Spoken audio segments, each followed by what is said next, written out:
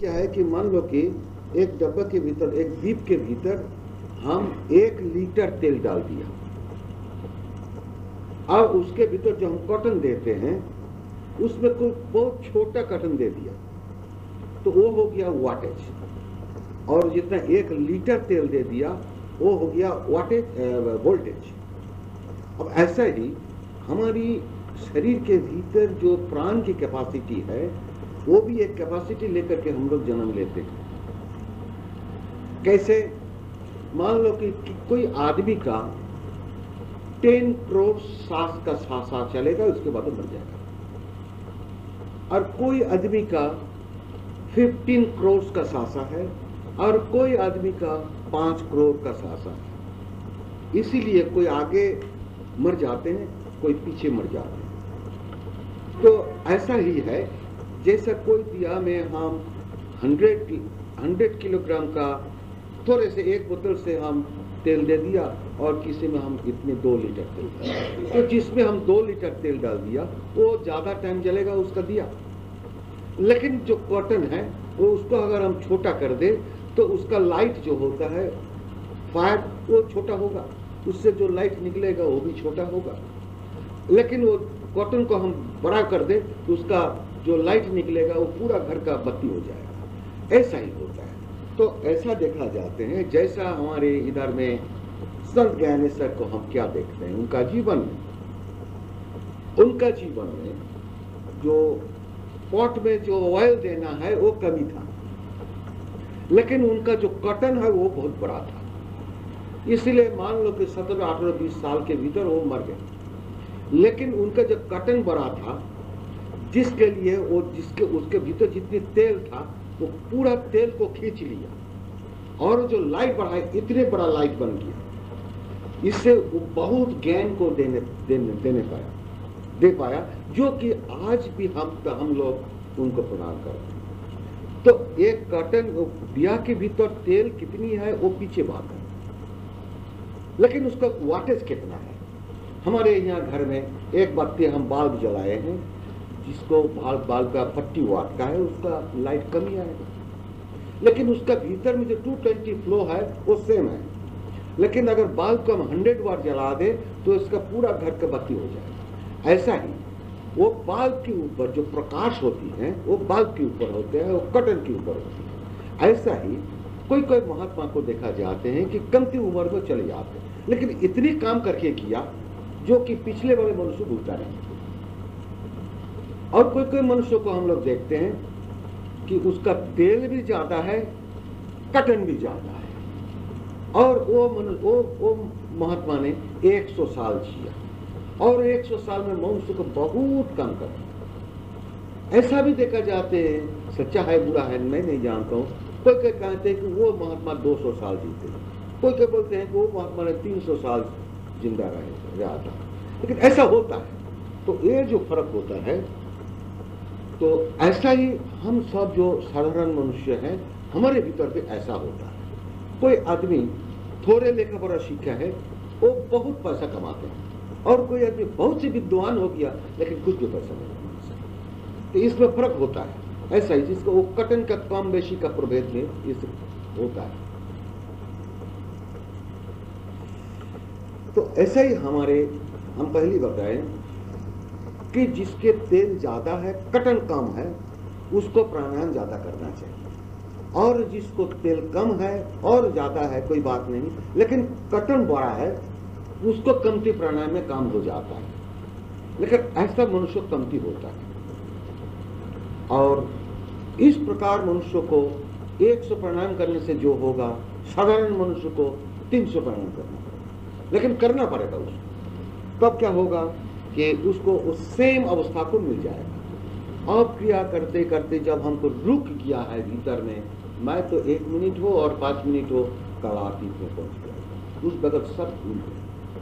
अब जब हम होश में आ गए तो मेरे याद नहीं है कि हम 100 प्राणायाम किया था, न 150 प्राणायाम किया था, न 200 किया था, भूल गए। तो इसलिए गुरु उनको कह देते हैं कि जहां से तुमको जो संख्या के ऊपर याद आ जाएगा वहीं से तुम पिक कर दो। मान लो कि उसका सच्चे ही उसको 200 हो गया अब उसका याद में आ गया 150, नहीं तो 250, अब ठीक है वहां से कर दो। गलती तो तुम्हारे जीवन में पूरा है, लेकिन वो गलती को सोचो मत, तुम करते रहो। तो क्या होगा, मन के ऊपर लोड देते देते देते जब वो रुक गया बहुत टाइम के बाद, और ऐसा ही जीवन में क्रियावान को मान लो कि कम से कम 100 दिन अगर रुक जाए तो पीछे उसका सही समाधि जरूर लगे। लेकिन पीछे उसके पहले क्या होता है, 1 minute, 2 minute, 5 minute, 10 minute, 2 minute, 8 minute, 9 minute, ऐसा आगे पीछे कमती ज्यादा उसको रुकते ही। और रुकते रुकते जब मान लो कि 100 दिन का क्रिया में ऐसा रुक गया, 1 तारीख को रुका, 2 तारीख नहीं रुका, फिर 3 तारीख को रुका, फिर 4 तारीख नहीं रुका, फिर 5 तारीख रुक गया, ऐसा ही कोई रोज रुका, कोई रोज नहीं रुकता है। ये तो फर्क होता ही है, क्योंकि शरीर के भीतर तमगुण, रजोगुण, सत्वगुण, तीनों गुणों के खेल चलता है। कोई क्रिया दिन में हम क्रिया में बैठ गए तो मैं तो तमगुण में हूँ, उस वक्त क्रिया अच्छा नहीं हुआ और रुकते हैं। कोई दिन में हम रजोगुण में हैं तो थोड़ा से रुक गया, कोई दिन में हम क्रिया का टाइम पर क्रिया करते हैं तो मैं सत्वगुण में पहुंच गए तो 10 मिनट के लिए रुक गया। तो ऐसा ही होता है। तो रुकते रुकते मान लो कि 100 दिन का रुक गया तो पीछे उसको समाधि जरूर लग जाएगा। वो समाधि जब लगेगा 1 घंटा 2 घंटा उसका बीत गया, लेकिन उसका मालूम नहीं, वो सब भूल गए, क्योंकि उस वक्त उसका मौन नहीं है, बुद्धि नहीं है, चिंता नहीं है। जो जो हिसाब करने वाले था वो डिस्क, कंप्यूटर डिस्क उसका फेल हो गया, सब खत्म हो गया, वो कालातीत में पहुंच गया। इसीलिए उसको समझने का जो बंदोबस्त था भीतर में वो भी कोलाप्स हो गया। आप क्रिया करने के बाद गुरु क्या कहते हैं कि तुम्हारी जब योनि मुद्रा हो गया है, इसके बाद तुम ध्यान लगा करके चुप से बैठ जाओ। तो क्या होगा इसमें, धीरे धीरे उसको कभी कभी रुकता है, कभी कभी चांस दे दो, उसको आने का चांस दो, उसको तुमने आह्वान करो, वेलकम करो, आओ तुम, मैं तो तुमको चाहते हूँ वही काम अवस्था। और कभी कभी आते हैं, कभी कभी नहीं। जब आते हैं तो प्रणाम करने पर भी नहीं, क्योंकि प्रणाम कौन करेगा, उस वक्त तो मन भी नहीं है, सब तो खत्म हो गया। लेकिन ऐसा ही वो आगे बढ़ता है, चलो अब चलो, कितनी रुकता है, कितनी रुकता है। अब ऐसा रुकते रुकते रुकते रुकते उसको समाधि लगती है। लेकिन जो सहज कर्म जो 3 है, जो प्रश्न रखा है पाद ने, जो प्रश्न रखा है वो दूसरा चीज है। वो इसके साथ, क्रिया के साथ उसका कोई संपर्क नहीं है। क्रिया के टाइम पर वो बोला गया है कि मान लो कि रात में तुम आज 4 घंटा क्रिया किए हैं, कल सुबह में उठ करके फिर भी तुमने 2 घंटा क्रिया किया है। लेकिन क्रिया करने की बात, आप तुमको नहाना है, खाना है, ऑफिस निकालना है, सब कुछ तुमको ऑफिस में जा करके काम करना है, और दिन भर में संसार का काम करना है। सभी तो काम है दिन भर में मनुष्यों का। ये जो काम करने का टाइम है, उस टाइम हम लोग क्रिया नहीं करते। लेकिन हमारे भीतर जो प्राण कृष्ण भगवान बैठे हैं, उसको भूल करके हम काम नहीं करते, उसको फॉरगेट हम नहीं होते। इसीलिए मेरा हाथ उठते हैं, किसके कारण से, किसके दौलत से, वो प्राण कृष्ण की दौलत से। नहीं तो हम एक फूल लेकर के भगवान के चरण में पूजा नहीं दे सकते, क्योंकि हमारा शरीर में प्राण नहीं रहेगा तो हम फूल भी नहीं चढ़ा सकते, हम कहीं जा नहीं सकते। तो वो भगवान मेरे भीतर बैठे हैं। हम ऑफिस किए हैं, हम काम कर रहे हैं, लिखते हैं, ऑफिस का जैसा जैसा काम है वो हम कर रहे हैं। लेकिन ऑफिस वालों को समझाने को, बोलने का कोई जरूरत नहीं है। मैं तो सुबह में रात को तो क्रिया किए हैं, अब उसका प्रभाव मेरे भीतर है। उस प्रभाव के साथ अपना सासा को, साथ को, मन को जोड़ के रखें। तो क्या हुआ, ऑफिस का काम भी हुआ। ऑफिस का काम किस लिए चाहिए, मुझे पैसा चाहिए, पैसा के लिए हम ऑफिस का काम करते हैं, और दूसरे कोई हमारे साथ नहीं है। उसका चाहिए कि हमारे कंपनी का, हमारे ऑफिस का, और नहीं तो जो ऑफिस में काम करते हैं उसका ऑफिस का डेवलप हो, जिसमें हमको पैसा 500 से 600 मिल जाए, 1000 से 2000 मिल जाए। तो मुझसे रिलेशनशिप उनके पैसा से है, वो पैसा के लिए मैं तो दूसरे का ऑफिस में काम करने को जाते हैं, इससे ज्यादा मेरे कोई संपर्क नहीं। लेकिन वो काम करने के लिए टाइम में हम अपने भीतर के जो प्राण कृष्ण है उसको भूल के नहीं। हे भगवान, तुम इतनी दयालु है कि तुम मुझे भीतर बैठ करके और मुझको तुम काम में फंसा दिया। कौन काम में? ये 1000 रुपया हमको महीना में चाहिए, जिसके द्वारा मेरे पेट को भी संभाले, मेरे संसार वाले में जो 2-4 आदमी है उसको भी हम संभाले, लेकिन तुमको भूल के नहीं। इसीलिए वो भी गुरु कहते हैं कि तुम ऑफिस का काम करो, लेकिन अपनी श्वासा के साथ जो प्राण कृष्ण की जो बहिर्प्रकाश होती है उसके साथ तुम मन को जोड़ के रखो और उधर का ऑफिस का भी काम करते रहो। तुम्हारा वो काम भी होगा, ये काम भी होगा, लेकिन क्रिया की वक्त नहीं। क्रिया की वक्त तो जब क्रिया करते हैं तब तो शौच कर्म तो नहीं बोलते हैं, वो है जब क्रिया नहीं करते उस टाइम के लिए, और जब क्रिया करते हैं तब वो क्रिया में ही हम जैसा उसका रूल्स एंड डिसिप्लिन है उसी में हम डूब गए। तो वो दो चीज अलग है। हम बिस्तरा में सो गए हैं रात में, उस वक्त हम क्रिया नहीं करते हैं। हम क्रिया किया है रात को, इसके बाद क्रिया के बाद उठा, थोड़ा कुछ खाना खा लिया, अब हम रात को 12 बजे 1 बजे 2 बजे सो गए। अब हमको रात में 4-5 घंटा तो नींद जाना ही है, क्योंकि नेक्स्ट डे में हमको दिन भर काम करना है। तो हम बिस्तरा में जब सो गए तभी मन इधर उधर जा सकता है। तो उसको रोकने के लिए हम जो खाना खाने के पहले जो क्रिया से उठे हैं, तो हमारे वो क्रिया का इन्फ्लुएंस अभी भी हमारे मन के भीतर है, और उसके साथ हम मन को कुटुस में रख कर हम सो गए। पूरा यह मन को हम लपेट दिया और कुटुस के भीतर और हम सो गए। जैसा हमारा सोने का आदत है उसी प्रकार से हम सो गए, लेकिन मन को इधर उधर हम जाने को नहीं दिया। तो इसमें क्या हुआ? इससे बड़ा तीर्थ इस जगत में है नहीं। वहाँ हम मन को रख करके हम सो गए और तुरंत हम नींद में चले गए। तो जिसका इस प्रकार की अभ्यास प्रैक्टिस जिसका बहुत दिनों से बन गए, उसका वो योग निद्रा आ जाएगा, उसका बॉडी पड़ा हुआ है। जोगी जब सो जाते हैं तो नींद में नहीं जाते हैं, उसका बॉडी ऐसा ही पड़ा हुआ है। वो कुछ उसमें फिक्स होकर के बैठ गए और उसका भीतर अनंत आत्म ज्योति के साथ डूब गए, उसी में उसका रेस्ट मिल जाते हैं। बॉडी जो है इसको यहाँ से अलग करती है और वो पूरा उठा करके यहाँ वो सो गए और बॉडी को छोड़ दिया। बॉडी को रेस्ट मिलता है, उनका भी मन का रेस्ट है, वो अनंत आत्म ज्योति के साथ डूब गया और उसी में जिसको साधारण मनुष्य कहेंगे कि नींद। लेकिन साधारण मनुष्य की नींद और जोगी के नींद में फर्क होता है कि साधारण मनुष्य नींद में आत्म ज्योति के में डूबा हुआ नहीं रहते, और जोगी जब नींद में जाते हैं तो अनंत आत्म ज्योति में डूबा हुआ रहेंगे और बॉडी उस पर पड़ा रहेगी। और साधारण मनुष्य वो कुटस्थ बॉडी अपने सबको एक बराबर करके वो रहते हैं और जोगी उसको अलग कर देते हैं। इसमें उसका एक कैपेसिटी बन जाते हैं। वो बहुत रोज साल 2 साल 5 साल जो कि लॉन्ग टाइम पर साधन करते हैं, उसका ऐसा हैबिट बन जाता है। इसीलिए योगी का सबसे बड़ा चीज है कि अभ्यास है, तो कौन थे अभ्यास करते रहो, वो धीरे धीरे ठीक बन जाएगा। तुमको चिंता करने का कोई जरूरत नहीं है, क्योंकि ये क्रिया जो है ये सब सफिशिएंट है।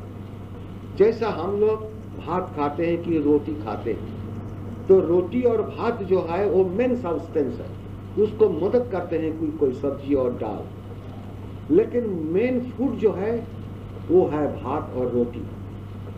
तो उसको मदद करने वाले जो है वो मदद भी लेना चाहिए। तो मेरे जो क्रिया के भीतर जो है वो प्राणायाम जो है वो मेन है भात और रोटी का माफी, और उसके साथ जो आइटम लिया रखा गया है वो दाल और सब्जी के माफी उसको मदद करने के लिए। अगर मदद भी नहीं हो तो उसका टेस्ट खाना में नहीं आएगा, खाने में रुचि नहीं आएगा। इसीलिए क्रिया के भीतर भी वही सब आइटम को रखे हैं कि वो हेल्थ को, जिसको हेल्थ को मेंटेन करे और अपने को क्रिया को वो हेल्प करे। तो जो हमारे 5 वायु है उसको भी वो मदद करे, हेल्प करे। इस प्रकार से वो धीरे धीरे अच्छा जोगी बन जाएगा और उसका मनुष्य जन्म को सफल हो जाएगा। तो सहज कर्म जो है वो दूसरा चीज है और क्रिया जो है वो दूसरा चीज है। क्रिया का टाइम सहज कर्म नहीं करना, और सहज कर्म जब करते हैं तो क्रिया, सहज कर्म उसी वक्त करना कि जब मैं क्रिया नहीं करता। क्रिया तो दिन भर में 2-4 घंटे करते हैं, बाकी 20 घंटा जो है वो सहज कर्म में रहना चाहिए। इसलिए सहज कर्म का टाइम ज्यादा मिलता है। लेकिन इस ज्यादा टाइम में भी हम लोग कभी कभी करते हैं और कभी कभी नहीं भी करते हैं। लेकिन उसको कोशिश करो ऐसा कि क्रिया छोड़ करके जो एक्स्ट्रा टाइम जो है उसको सहज कर्म में डूबा हुआ रहो। तुम्हारा देखो कितनी जल्दी आगे बढ़ जाएगा। तो ऐसा ही इसका प्रकरण को सब बनाया गया है। ये खुद भगवान कभी कभी आते हैं और उसको वर्तमान का मनुष्य को उपयोगी करके वो बना देते हैं। उसके ऊपर हाथ डालने वाले किसी का हिम्मत नहीं है। इसलिए लाहिड़ी बाबा ने जो दिए हैं वो मुझको मिला है और मैंने आपको दिए हैं। अगर आपने करे तो आपका मंगल होगा, नहीं करे आप दुनियादारी में रहे, वो आपके चिंता है। आपके क्या करना है वो बुद्धि भगवान आपको दिए हैं। भगवान आपके भीतर विवेक दिए हैं, भगवान आपके भीतर इंटेलिजेंस दिए हैं। उसको पकड़ करके और आपने को सोच करके सोच लीजिए कि आपको क्या करना है। दुनियादारी करना है न क्या साधन करना है। दुनिया में तो संसार तो जरूर मुझको करना है, लेकिन उसके साथ अगर हम साधन भी कर पाए तो मेरे को ऐसा मंगल होगा कि नहीं कल्याण की गति तात गच्छति। ये कल्याण कर्म जो मनुष्य करते हैं उसी को कल्याण कर्मकारी कहते हैं, उसी को कल्याण कृत्य कहा जाते हैं। वो ऐसा इस प्रकार के मनुष्य कभी दुर्गति प्राप्त नहीं होगा, कभी दुख प्राप्त नहीं होगा, और दुख आएगा भी उससे जल्दी निकल जाएगा। जैसे लाहिड़ी बाबा का लड़की मर गए, उसके बाद वो कहानी आप लोग सब सुने हैं, फिर बताने का जरूरत नहीं है। लेकिन इसके बाद उनका वाइफ का ब्रदर आकर के पूछे कि घर में कोई मर जाने से सबको दुख होता है, आपको भी तो ऐसा ही दुख होता है। लाहिड़ी बाबा ने जवाब दिए हैं कि हाँ दुख तो जरूर होता है। दुख जो आने वाले हैं वो तो जरूर आएगा, उसका काम तो वो करेगा जरूर। अगर उसका ड्यूटी वो नहीं करेगा तो उसका पापी हो जाएगा। दुख जो है उसका काम क्या है ना, सबको दुख देना ही उसका काम, उसको सुख देना काम नहीं है। तो दुख सबके जीवन में आते हैं, लेकिन ये मट्टी अगर नरम हो जाए तो एक पत्थर का गोली हम यहाँ से फेंक दे उसमें, तो उसमें गड़ जाते, घुस जाते मट्टी के अंदर। अगर मट्टी यदि हार्ड हो जाए तो उसमें जंपिंग करके निकल जाते। ऐसा ही साधारण मनुष्य के भीतर जो दुख आते हैं तो पत्थर के गोली के माफी वो नरम माटी के भीतर गड़ जाते हैं। और ज्ञानी के पास जब दुख आते हैं तो वैसे ही हार्ड मिट्टी के ऊपर लगने के बाद जैसा जंप करके निकल जाते हैं, वैसा ही ज्ञानी के जीवन में वो निकल जाते हैं। तो ऐसा ही इसका मतलब वो बोलने चाहते हैं कि उनका जो लड़की मर गए इसके लिए उनके भीतर दुख आए, लेकिन दुख उनके भीतर घर के नहीं बैठा, वो तुरंत निकल आना तो है। उसका ड्यूटी दुख कर ड्यूटी तो दुख जरूर करेगा, लेकिन घर के नहीं बैठा, वो तुरंत निकल। इसलिए ज्ञान होना चाहिए। और ज्ञान कैसे होगा? साधन करने से। साधन करने से क्या होगा? प्राण की जितनी 1 लाख का चंचल है वो कमती हो जाएगा। जितनी कमती होगा उतनी ज्ञान को ज्यादा बढ़ते चलेगा, और जब पूरा रुक जाएगा पूरा ज्ञान हो जाएगा, तब उसका अनंत ज्ञान हो जाएगा, तब उसका ब्रह्म ज्ञान हो जाएगा, आत्म ज्ञान हो जाएगा, उसका छुट्टी मिल जाएगा, और आना नहीं जाना नहीं, सब खत्म। इसलिए जिसको जिसको साधन मिला, मैं तो उसके लिए एक ही बात कहूंगा कि आप करते रहिए, दुनिया जैसा चलता है उसको चलिए, आपको देखने का कोई जरूरत नहीं है। अपने संसार को जितनी देखना उचित है उतना ही देखिए, लेकिन गम के माफी उसका साथ मत जाइए, तो उसमें आपको दुख ज्यादा है। हमारी संसार हम उसको देखेंगे, हमारी संसार को हम अच्छे बनाएगा। अरे तुम अच्छा बनाने वाले कौन है? ये गलत चिंता है। ये वेस्टर्न चिंता है, हमारे भारत की चिंता नहीं है। इसलिए हमारी काम क्या है, दाल रोटी खाओ, प्रभु का गुण गाओ। ऐसा ही जीवन बिताने से वो महात्मा बन जाएगा। क्रिया योग ऐसा है, अगर कोई चाहे तो बड़े महात्मा हो सकता है, लेकिन वो अपने ऊपर, अपने विरक्त के ऊपर वो निर्भर होता है। मैं कितनी साधन करता हूँ इसलिए इसके ऊपर। हम लोग सोचते हैं कि रात को नींद अगर कमती हो जाए तो हम तो मर जाएंगे, हमको बीमारी हो जाएगी। कुछ नहीं होगा, सोचना नहीं। बीमारी से तो हमको एक रोज मरना ही है। सधर्मे निधनम श्रेय परधर्म भयावह। इंद्रिय जो नींद है वो भी इंद्रिय धर्म की काम है, इंद्रियों की काम होती है। छोड़ो इसको, कमती करो। तुम्हारा दिन में टाइम नहीं है, रात में बैठो। लाहिरी बाबा क्या कहते हैं, दिन भर सरकारी ऑफिस में काम करते हैं अपना संसार चलाने के लिए, लेकिन रात में बैठते हैं तो नींद घेर लेते हैं। सबको जैसा नींद घेरते हैं उनको भी घेरते हैं। उनको उन्होंने जो कुछ शिक्षा दिए हैं भविष्य मनुष्य के लिए कि देखो तुम्हारे जीवन में ऐसा होगा, लेकिन कैसे इसको अतिक्रम करोगे, मैं जैसा बताता हूं ऐसा मैं तो जीवन में कर करके दिखाता हूं। तो वो डायरी में लिखते हैं, आप नींद कैसे छूटे, अब कोशिश करेंगे नींद कैसे छूटे, तारीख लगाते हैं। 47 डेज के बाद कहते फिर तारीख लगा करके लिखते हैं, अब नींद चला गया। अब दिन भर ऑफिस करते हैं, संसार करते हैं, बाजार करते हैं, सब कुछ काम करते हैं और रात को बैठ जाते हैं, पूरा रात को क्रिया में बैठ गए। फिर सुबह में उठे, नहाएं, खाना खाएं, ऑफिस चले। मेरे जीवन में भी तो ऐसा बहुत दिन, साल भर बीत गए। रात को 2 बजे 3 बजे तो उठे, 1 घंटा 2 घंटा सोए, कभी कभी वो भी नहीं सोए, 3 दिन में तो ऑफिस चले गए। ऐसा हुआ कि सैटरडे में, उस वक्त सैटरडे में हाफ हॉलीडे होता था सरकारी ऑफिस में, अभी तो बंदी है बहुत जगह। 3 बजे हम ऑफिस से 4 बजे के अंदर घर आ गए, 5 बजे हम बैठ गए। अब रात को 4 बजे उठा है, सुबह में उठा है, फिर कुछ नाश्ता किए, बाजार गए, कुछ सब्जी लाए, ये लोग को घर वालों को दे दिए, चलो अब तुम लोग पकाओ, कुछ खाना खाओ। खाना खाए, थोड़ा सा 1 घंटा 2 घंटा रेस्ट कर लिए, फिर बैठ गए। अब चलो रात को 3 बजे 4 बजे तक, इसके बाद 2-3 घंटा सो गए, इसके बाद सोमवार को उठ करके ऑफिस चले गए। कुछ तो नहीं हुआ हमारा। तो ये तो मन का ताकत होना चाहिए। जो अगर सही साधन में डूब जाने को चाहते हैं, उसको मन का ताकत होना चाहिए, उसका अर्जुन के माफी वीर होना चाहिए, तब उससे जरूर हो जाए। इसलिए मैं सबको यही कहूंगा कि क्रिया योग जो है वो वीर के रास्ता है, वीर के माफी आपको चलना है।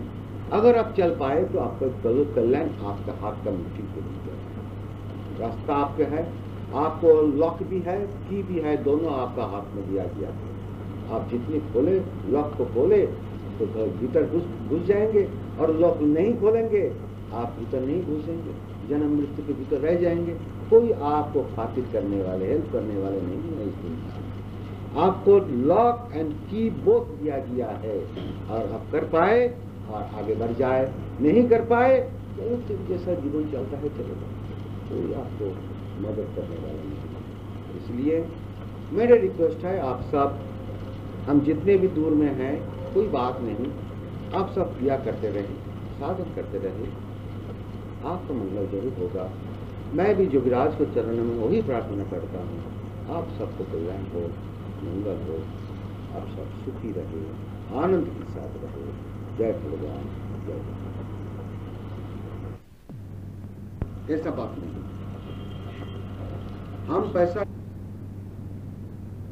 अभी एक दुकान को खरीद करके और वो डायरेक्ट हो गया, then and there, payment and purchase.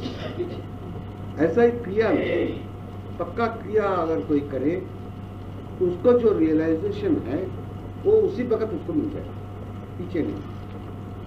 जिसको हम लोग लोन कहते हैं, उसमें कोई लोन नहीं है, लेकिन जो भी मिलेगा वो अभयम अविनाश है। प्रत्यक्षागमन, इसी को प्रत्यक्षागमन कहते हैं, प्रत्यक्ष अनुभूति गम्य, लेकिन वो सेंसस रियलाइजेशन नहीं है, वो beyond realisation will offer from state of the beyond realization, beyond senses. तो उसको अभयम बनता है, मतलब अविनाशी। प्रत्यक्षावगमन सुसुखम, और ये जो साधन है ये बल्कि खाली सुखम नहीं, उसके पहले और जोड़ दिया, मतलब वह अति अत्यंत सुख से आराम से इसको किया जाए। घर संसार कुछ छोड़ना नहीं, जैसा मेरे संसार सजा हुआ है वैसा ही है, और इसके भीतर करके हम सुसुखम करके और अभयम जितने हम करेंगे, कर्तुम जितनी किया जाएगा वो अभयम अविनाश है, वो कभी नाश नहीं होगा उसका। इसलिए वो भी गीता में फिर बताए कि अगर ऐसा आदमी साधन करते करते उसका कोई कारण से उसका देहांत हो जाए तो क्या होगा, तो नेक्स्ट जन्म में धीमतांग है उसका जन्म हो जाए।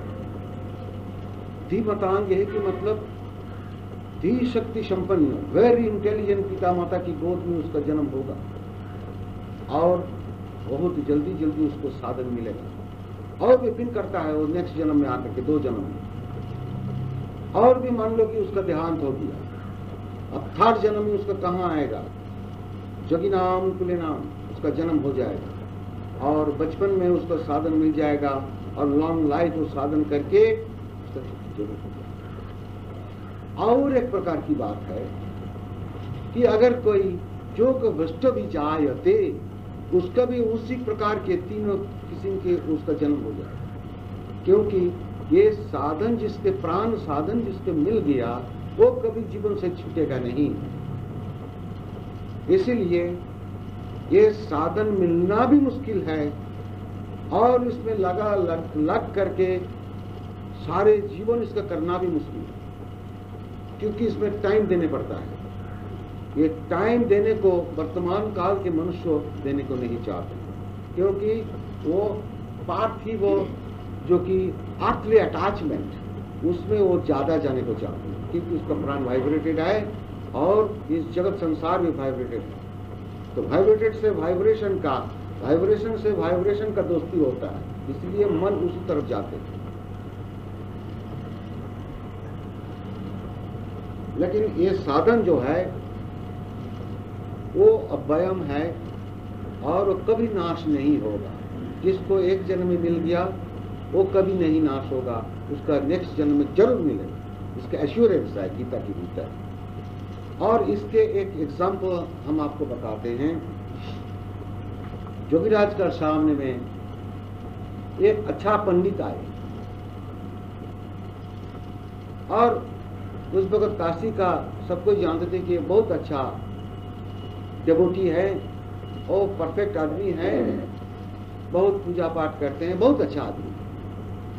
वो आकर के जो लाहिड़ी बाबा को पास प्रार्थना किए कि मुझको आप दीक्षा हमको दे दीजिए। लाहिड़ी बाबा ने बताया कि नहीं, आप जो काम करते हैं उसी काम में आप रहिए, आपको पीछे हो जाएगा, अभी इस जन्म में नहीं। वो व्यक्ति कुछित होकर के चले गए। उस वक्त उनका एक भक्त शिष्य हुआ मौजूद था, वो इसको सुनने को मिला। अब कुछ टाइम के बाद एक महिलाओं आए उनके पास, जोगीराज के पास। वो आकर के बोले हैं कि हमको ये दीक्षा आप दे दीजिए। बोले काल तुम आ जाओ नहीं। वो महिलाओं चले गई। लेकिन वो भक्त ने तब लाहिड़ी बाबा को पूछा कि मैं जानता हूं कि वो जो आदमी पहले आया था वो बहुत शुद्धाचार की आदमी था है, लेकिन उसको आप इनकार कर दिए कि आप साधन नहीं देंगे। लेकिन ये जो महिलाएं आए हैं ये बहुत खराब आदमी है, ये जितने बुरा काम जीवन में सब कुछ किए हैं और इसको आप कह दिए कि काल मिल जाएगी। इसका कारण क्या है? जो अच्छा आदमी है उसको आप साधन नहीं दिए हैं, और जो बुरा आदमी है उसको आप साधन देते, खराब आदमी। इसके मतलब इसका फर्क क्या क्या हो गया, आप समझा दीजिए। तो लाहिड़ी बाबा ने बोला कि वो जो अभी पूजा पाठ करते हैं उसका इस जन्म में ईश्वर के रास्ता में चलने का चिंता भावना भक्ति आए, पहली इसको उसको पहली जन्म है। और इतनी रोज इतनी बीता हुआ जो जीवन था उसमें उसका कोई भक्ति भावना नहीं, ईश्वर पद रास्ता में चलने का दिल नहीं हुआ, इसलिए वो इसका पहली जन्म है, अभी ईश्वर के रास्ते में वो चलने चाहते हैं, इसलिए इसके लिए ये योग नहीं।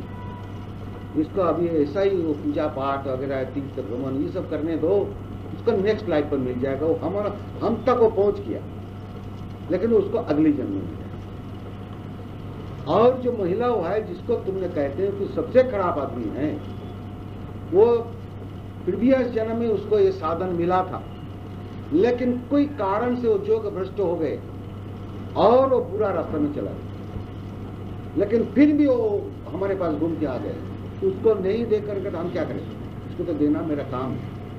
इसीलिए उसको बोला कि कल आ जाओ तुमको मिल जाएगा। तो इसके प्रमाण यही होता है कि योग भ्रष्ट अगर कोई हो भी जाए तो नेक्स्ट लाइफ पे फिर उसको मिलेगा, उसको फिर चांस दिया जाएगा कि तुम इसको करके पूरा करो, तो उसको मिलेगा और वो पूरा कर देगा। तो इसका एश्योरेंस इसी प्रकार से मिलता है, गीता में भी है, लाहिड़ी बाबा का आदर्श में भी है कि जरूर उसको मिलेगा, इसमें चिंता की कोई बात नहीं है।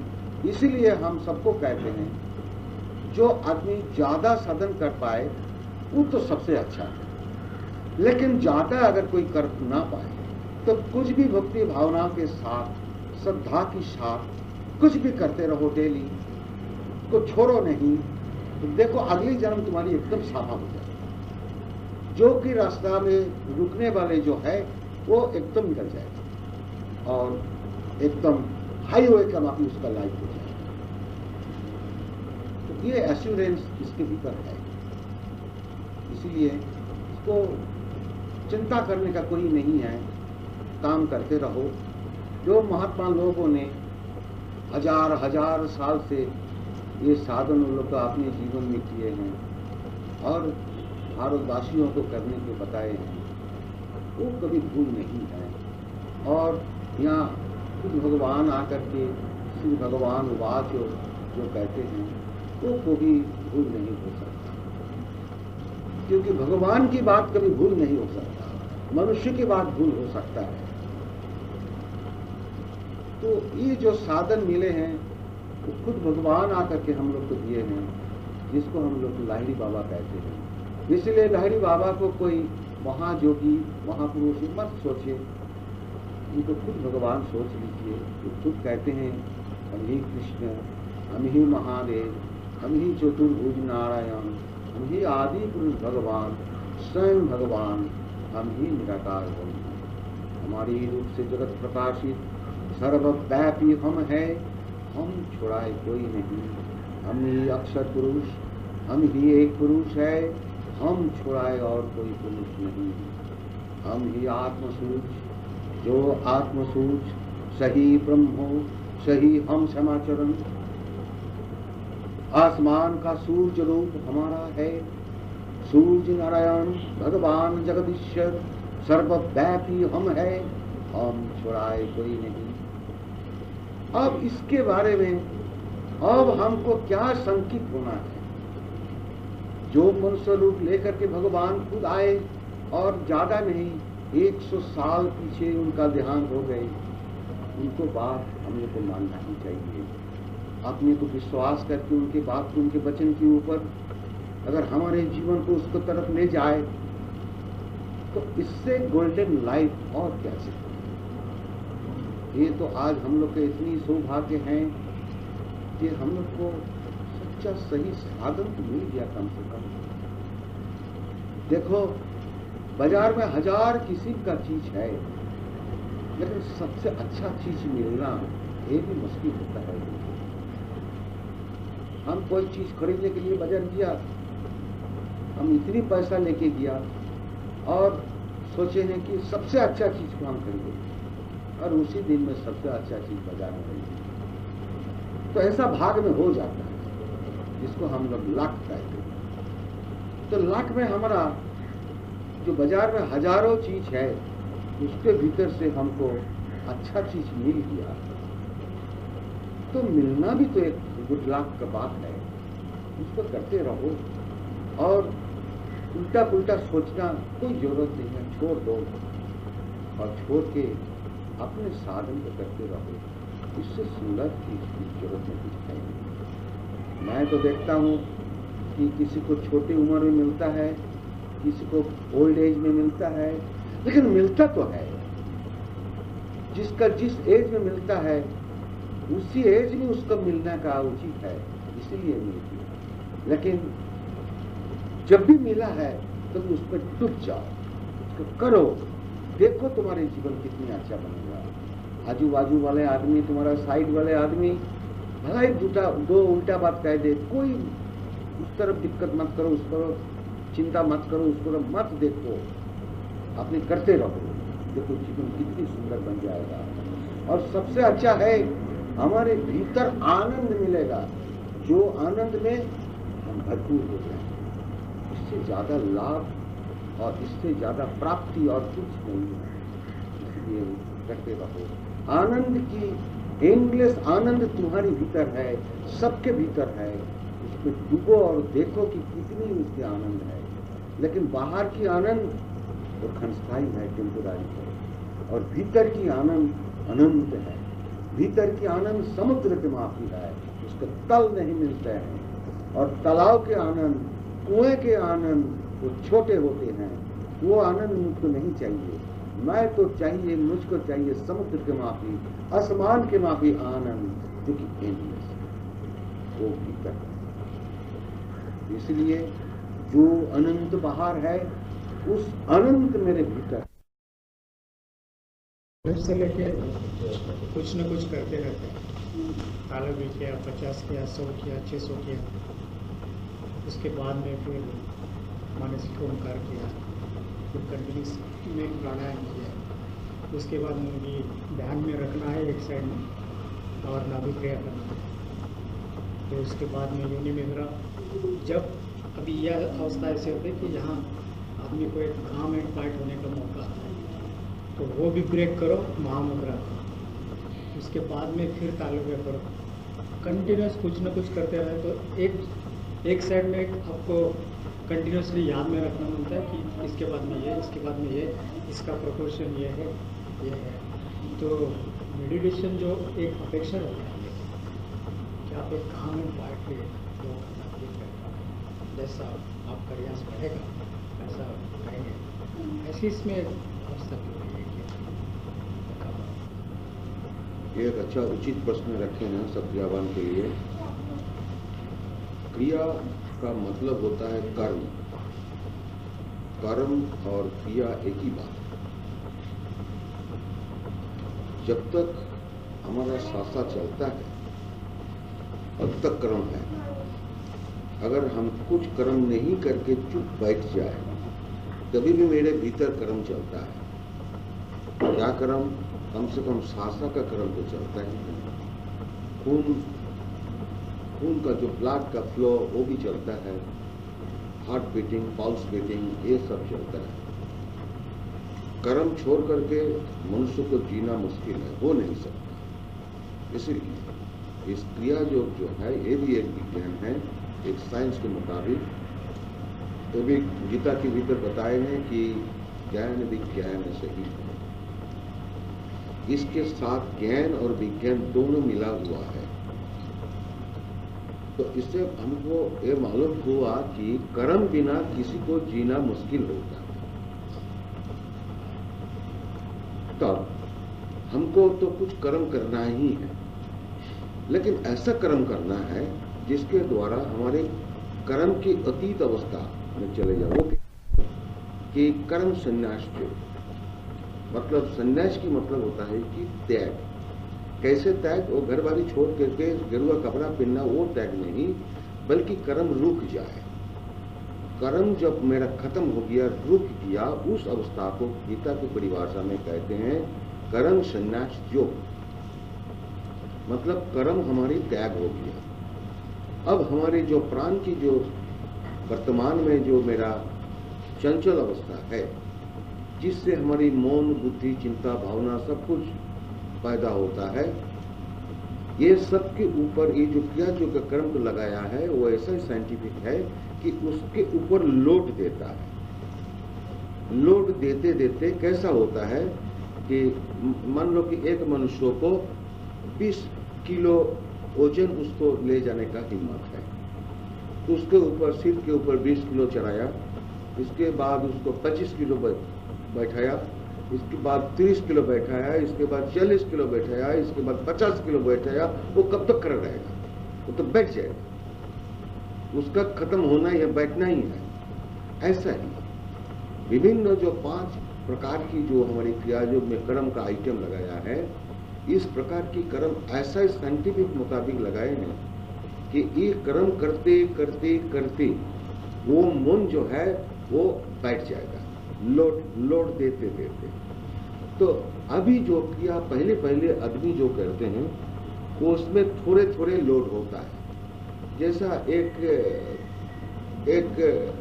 अच्छा आदमी को, नौजवान आदमी को 10 किलो देने से दौड़ के भागेगा, वैसा ही होता है। फर्स्ट क्रिया में वैसा ही है, लेकिन उसको कहा जाते हैं कि तुम क्रिया और आगे बढ़ते रहो और जास्ती करो, ज्यादा करो। तो उसका पहले को अभ्यास करने के लिए उसको 144 जो प्राणायाम और उसके साथ जो विभिन्न प्रकार की आइटम बताए गए हैं, ये सब करते करते फिर उसको आगे लेते हैं। क्या 144, तो चलो अब 200 प्राणायाम, अब चलो 300 प्राणायाम, उसके बाद चलो 500 प्राणायाम, उसको आगे बढ़ाना है। अब इसके साथ उसका जो रेशियो है विभिन्न प्रकार की आइटम, वो भी उसको लोड देते हैं।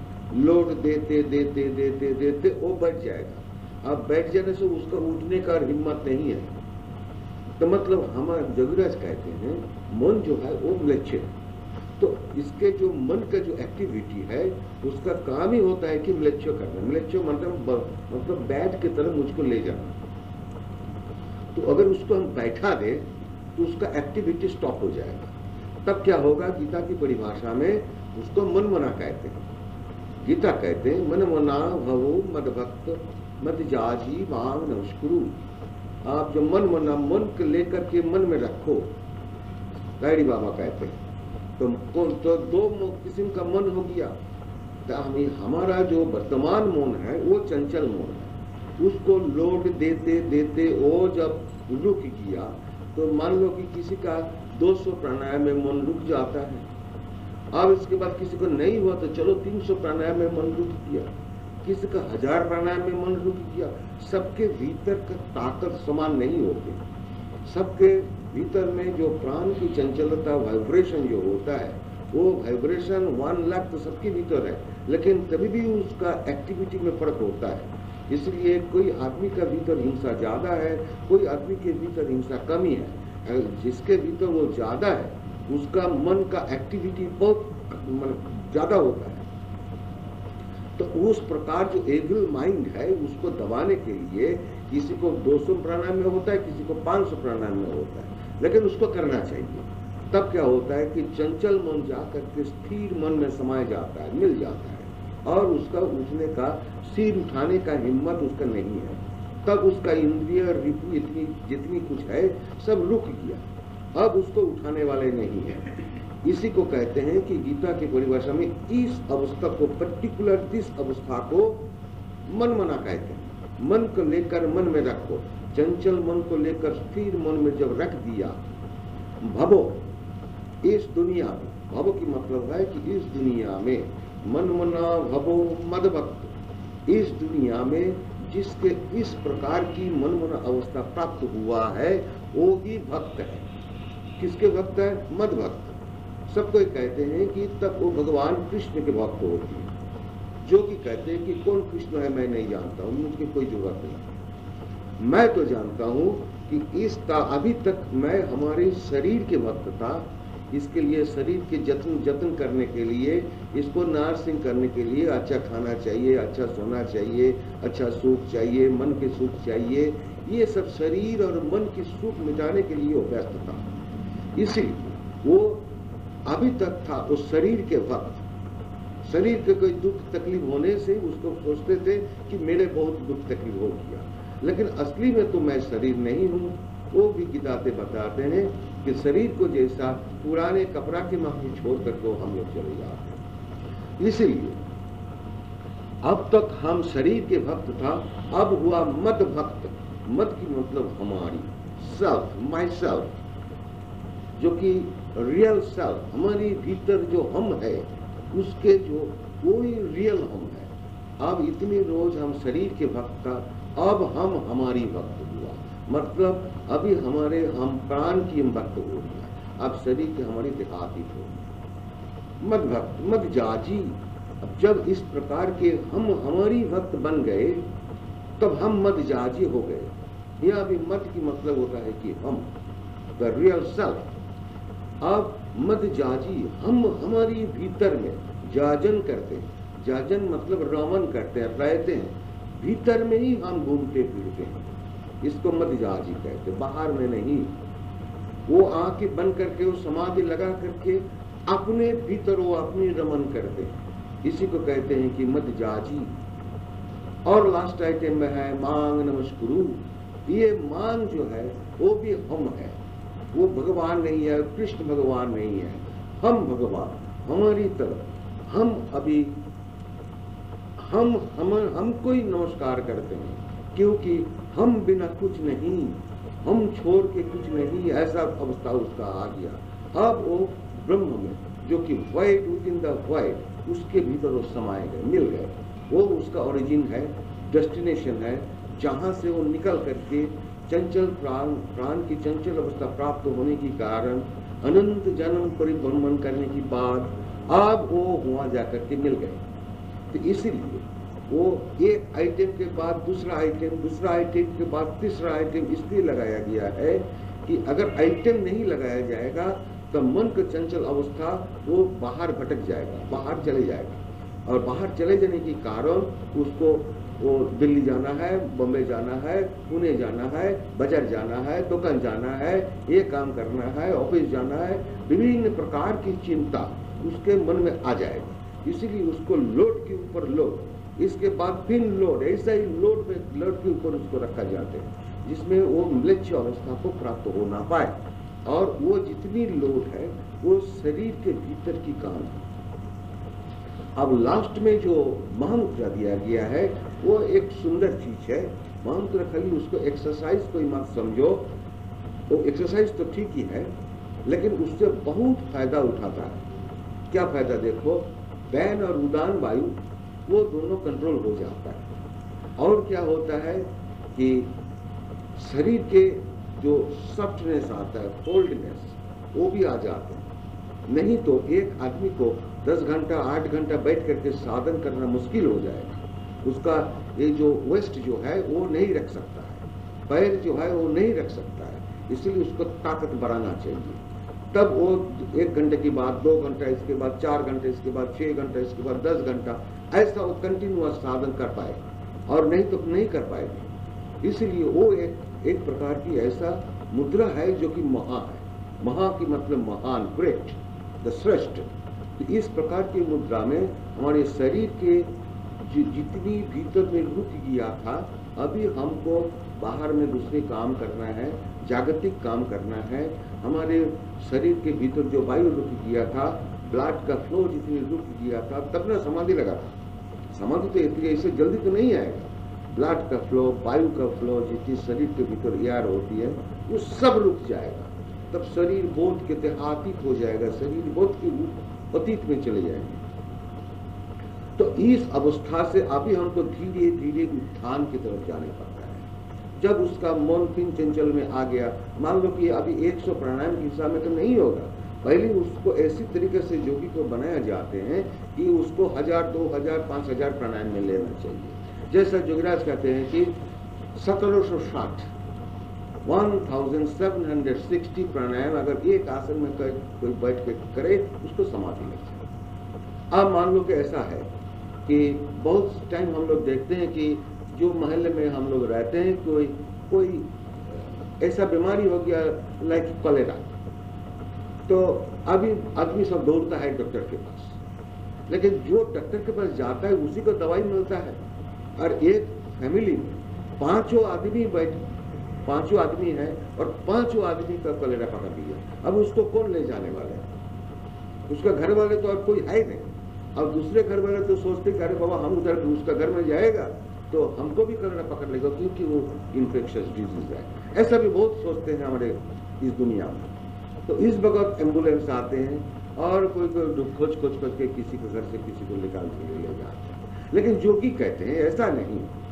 और मान लो कि इस मोहल्ले में एक योगी है, वो बैठ करके और वो बहुत प्राणायाम कर चुके, कम से कम 700-800 प्राणायाम कर चुके और 20 महामुद्रा कर चुके, वो 1200 माइल से कलर बच जाए।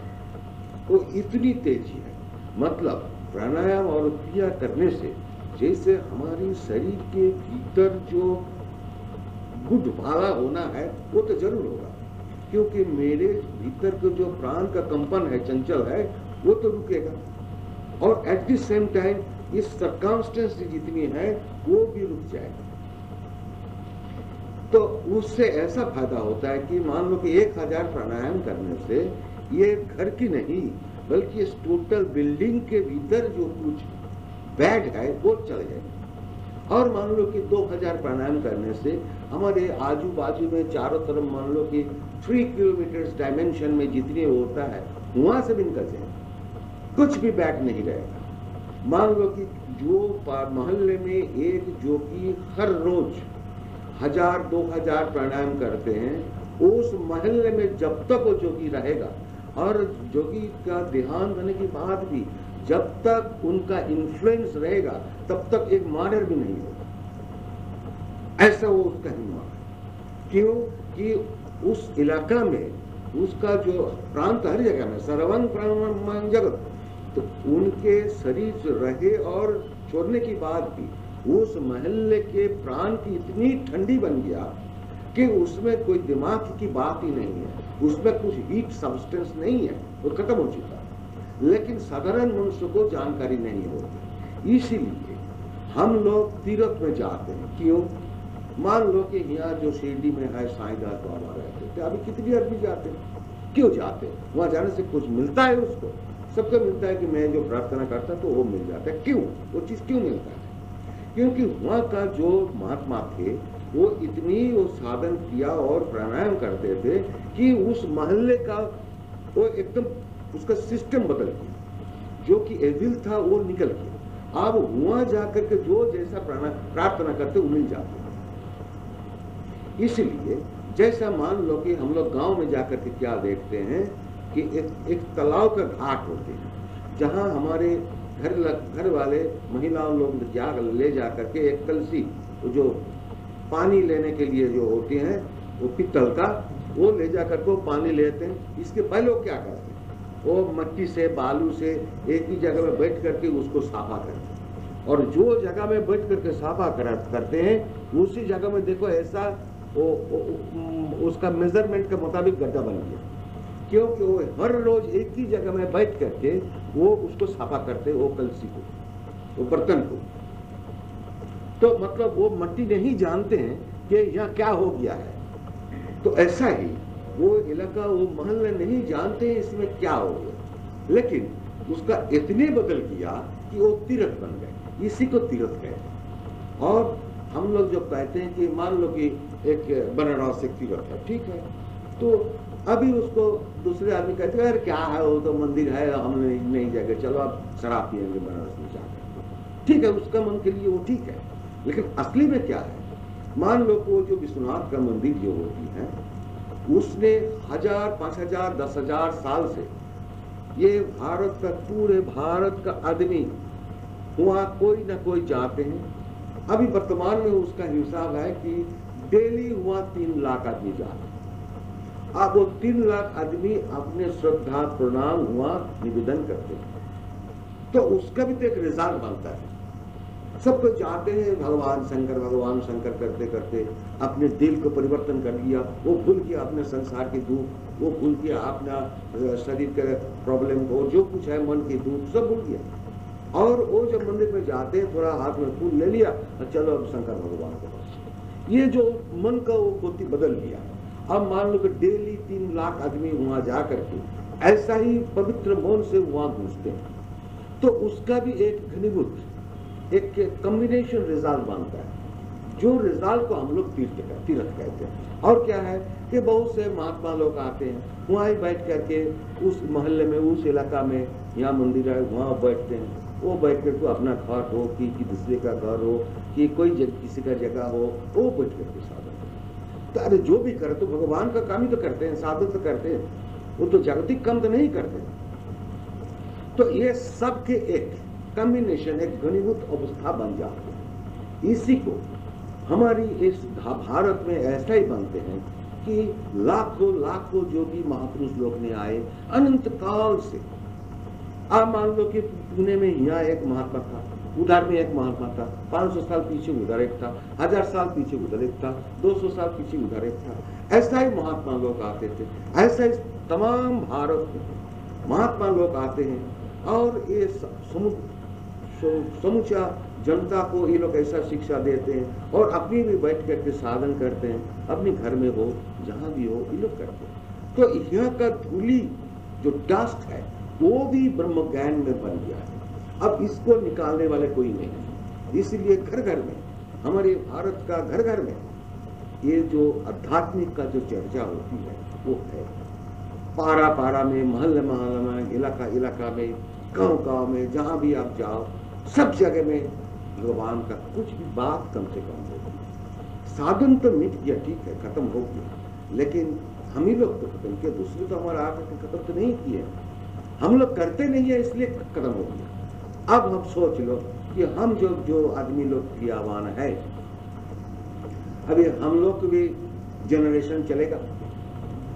अब हम मान लो कि साधन करके मुक्त हो गए, लेकिन हमारे कमिंग जनरेशन जो है उसके लिए मैं क्या रखता हूं?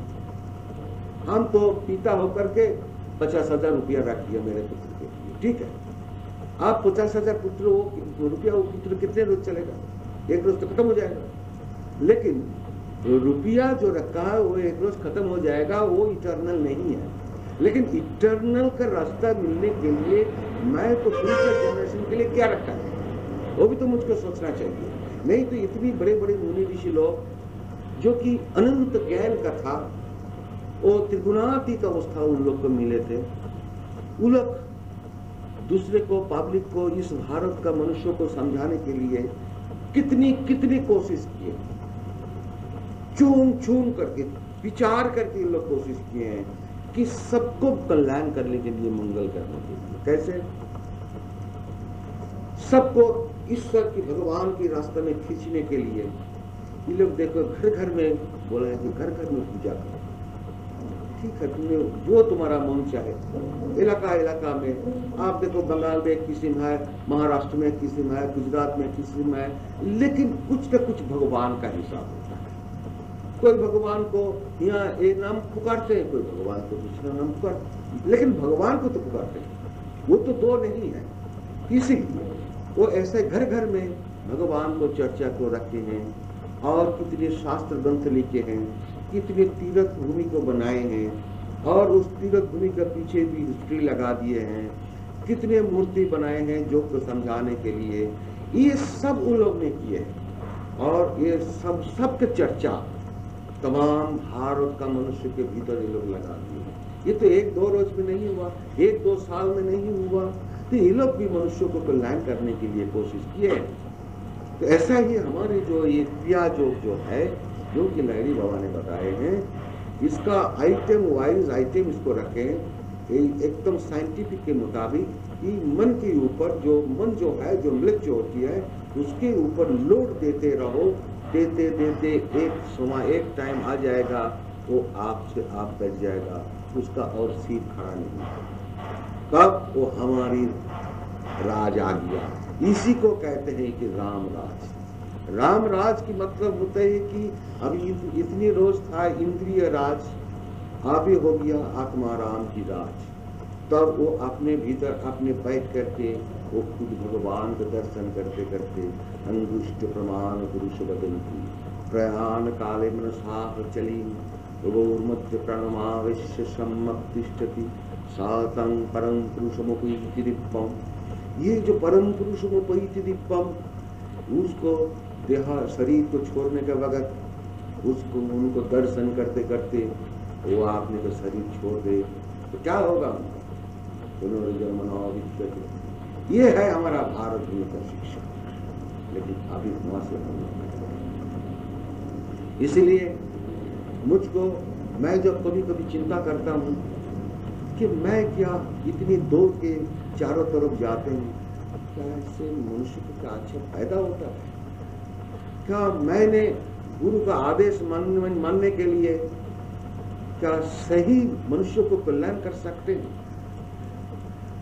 तो कभी कभी मन में विचार ऐसा आते हैं, कुछ भी मनुष्य को तो कल्याण होता है, लेकिन तभी हम देखते हैं 50 आदमी लिया, 5 आदमी इसमें है और 45 आदमी बच, तो इसमें मेरे कुछ है नहीं।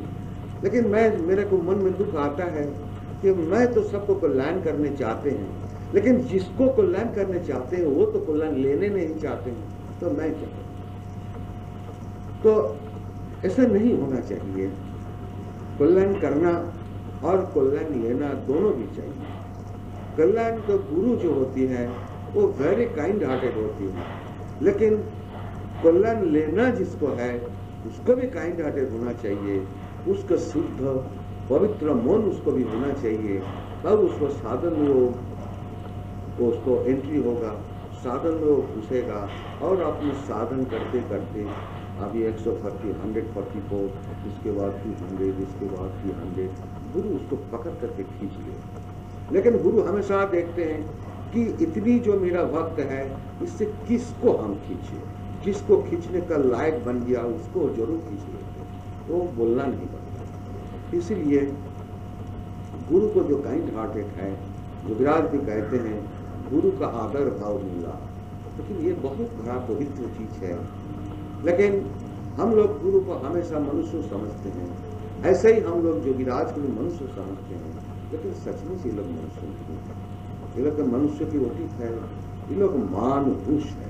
एक प्रकार की है मनुष्य जिसके भीतर इंद्रिय काम क्रोध लोभ मोह सब भरा हुआ है, और एक है कि मानहुष जिसके आत्मा के प्रति आत्मा जो है वो मान, उनके प्रति जो हुष जिसके ख्याल आ गया है वो गुरु बने।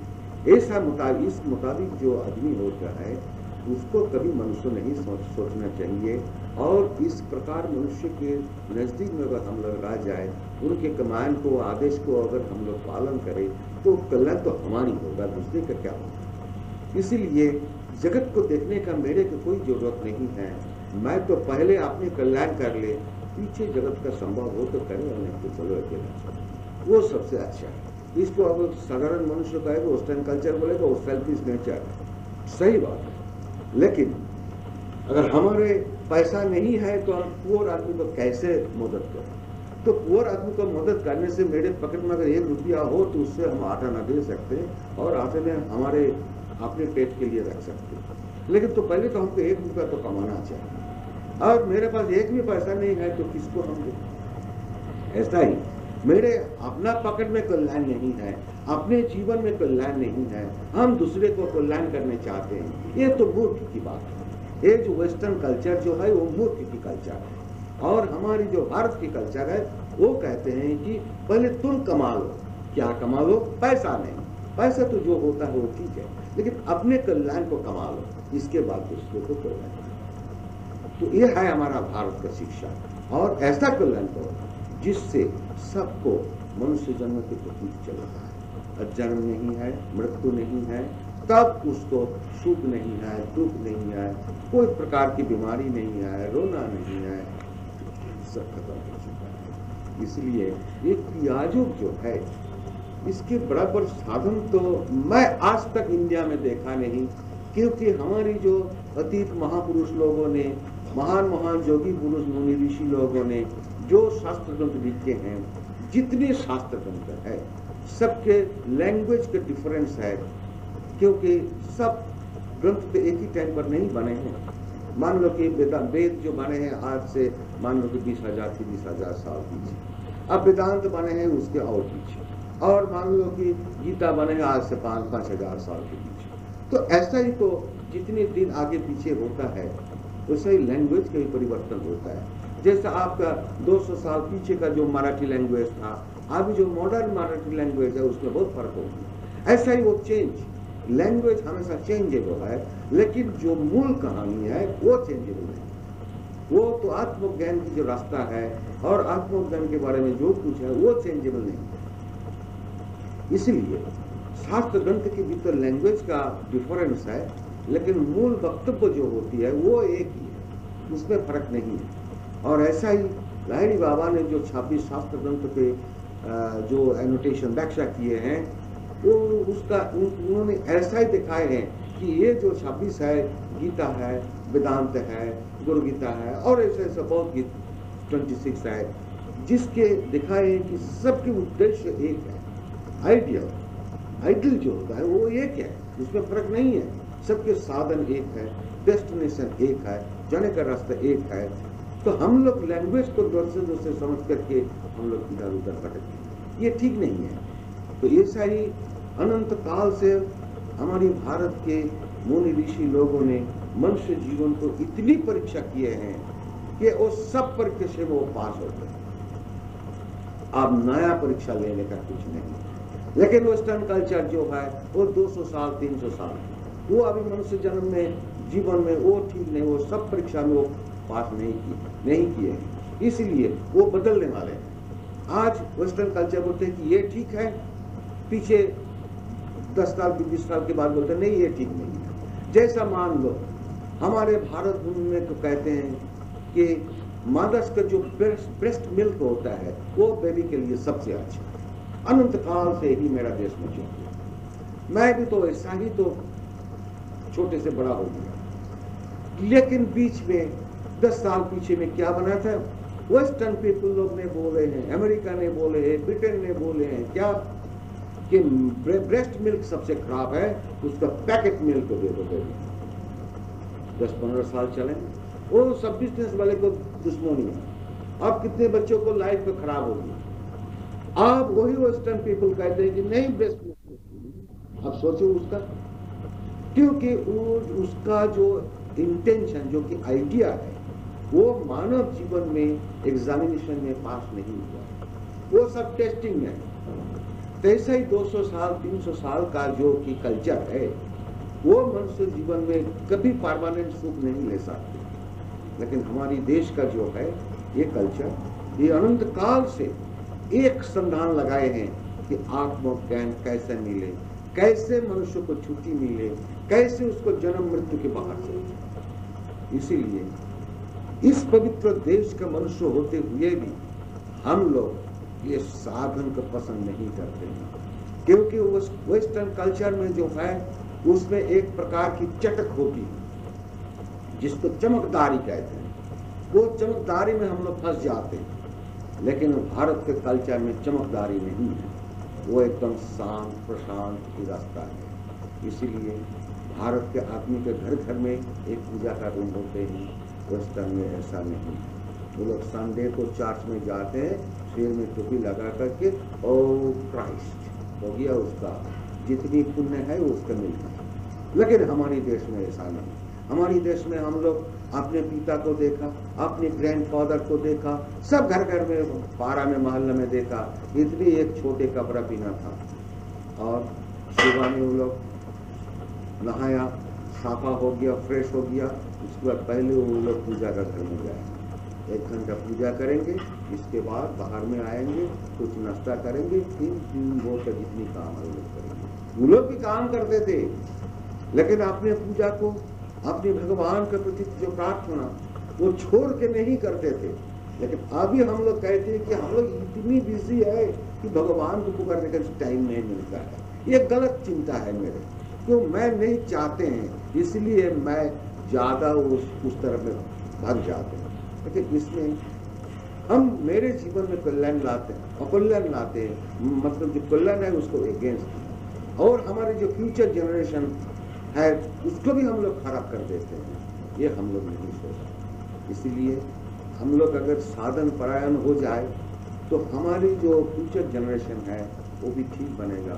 इस तरीके से हमारी एंसेंट इंडिया को सोचो, और एंसेंट इंडिया में हमारे प्रेजेंट इंडिया को एंसेंट इंडिया में ले जाने का कोशिश करो।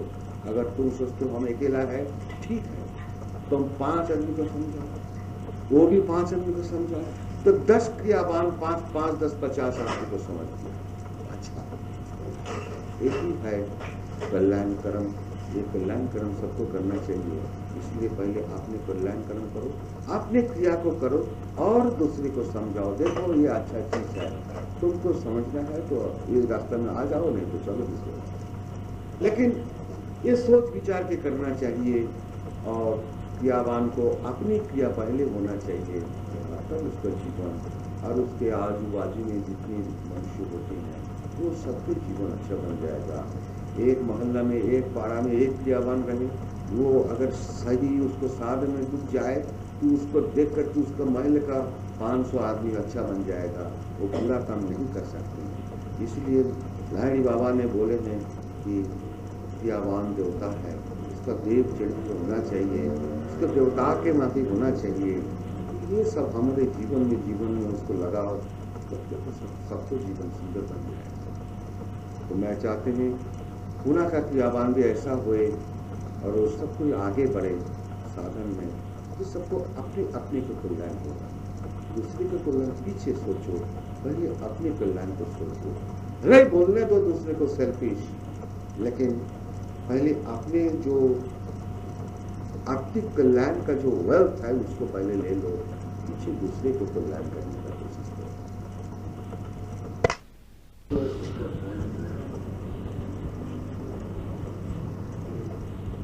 तो पहले में क्रिया का जो अनुक्रम है लाहिड़ी बाबा ने डाला, उसमें कंटिन्यूस सीक्वेंस में कुछ न कुछ करते रहते हैं, और इसका मतलब है कि मन के ऊपर प्रेशर डाल के मन मना हो जाए। अभी समझिए क्रिया के बाद में सहज क्रिया जो दी गई है, वो सहज क्रिया करते बैठे तो उसमें से भी ये साध्य हो जाएगा। फर्दर उसके बाद में क्या था, तो उसमें एक जो अपेक्षा रहती है कि मैं क्रिया की 3 मिनट, आधा घंटा, पौन घंटा में शांति से बैठ भी रहे, ये जो एक एक्सपेक्टेशन रहती है हर साधन के बारे में, तो उसके बाद में समझो सहज क्रिया की है तो भी वो मन मना आ सकते हैं।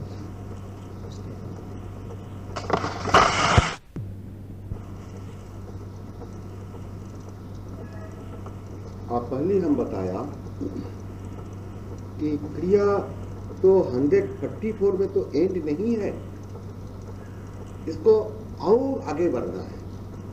500, 1000, 2000, 20,736 प्राणायाम, ये भी लाहिड़ी बाबा ने बताया, इतने तक हम जा सकते हैं। लेकिन प्राणायाम करते करते जो क्रियावान कुछ भी ज्यादा प्राणायाम करते हैं उनको ये रियलाइजेशन तो जरूर आते हैं कि कभी कभी मन रुक जाते हैं, और वो मन जो रुक जाना है वो कभी 1 मिनट भी रुकता है, कभी 2 मिनट भी रुकता है, कभी 10 मिनट भी रुकता है, लेकिन रुकता है। ये जो रुकता है वो कालातीत है, वो काल के टाइम के अतीत होता है। उस वक्त कोई टाइम नहीं है, सब टाइम में, क्योंकि ये जो अनंत काल, अनंत जो प्रवाहित जो काल है वो हमेशा फ्लोइंग कंडीशन में है। सूरज उठते हैं, डूबते हैं, उठते हैं, डूबते हैं, उठते हैं, डूबते हैं, जन्म मरण, जन्म मरण, जन्म मरण, ये प्रवाहित है, कंटिन्यूअस फ्लो। जैसा एक इलेक्ट्रिक बल्ब जलते हैं, उसके भीतर क्या है, कंटिन्यूअस इलेक्ट्रिक फ्लो, लेकिन उसके भीतर क्या है, वो फ्लो के भीतर एक है वोल्टेज, एक है वोल्टेज, ये दोनों बराबर उसके साथ है, और दोनों मिलकर जो अवस्था प्राप्त होता है उसको कहते हैं कि विद्युत, इलेक्ट्रिक। ऐसा ही हमारे शरीर के भीतर जो प्राण प्रवाही